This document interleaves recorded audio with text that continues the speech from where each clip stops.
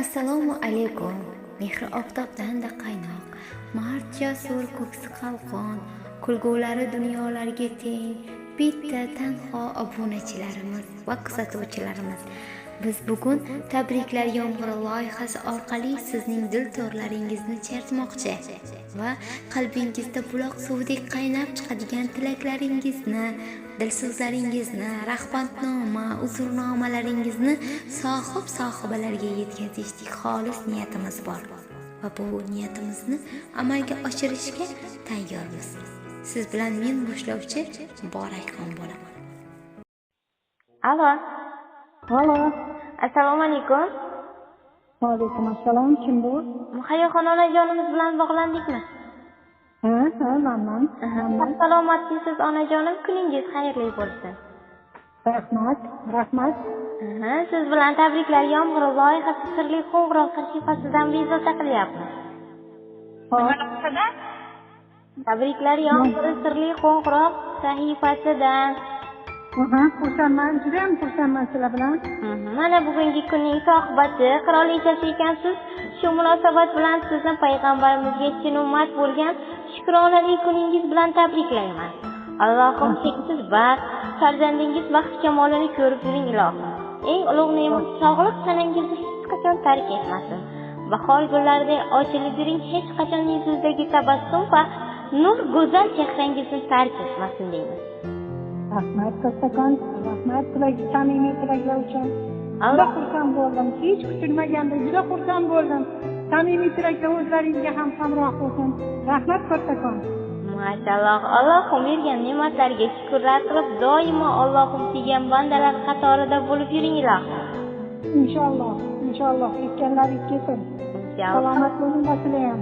Juda xursandman. Tashkil qilganlarga ham kattakon rahmat. Sizmi onajonim, sizning qadrdonlaringiz, mehribonlaringiz tomonidan bizga tabrik xati yetib kelgan.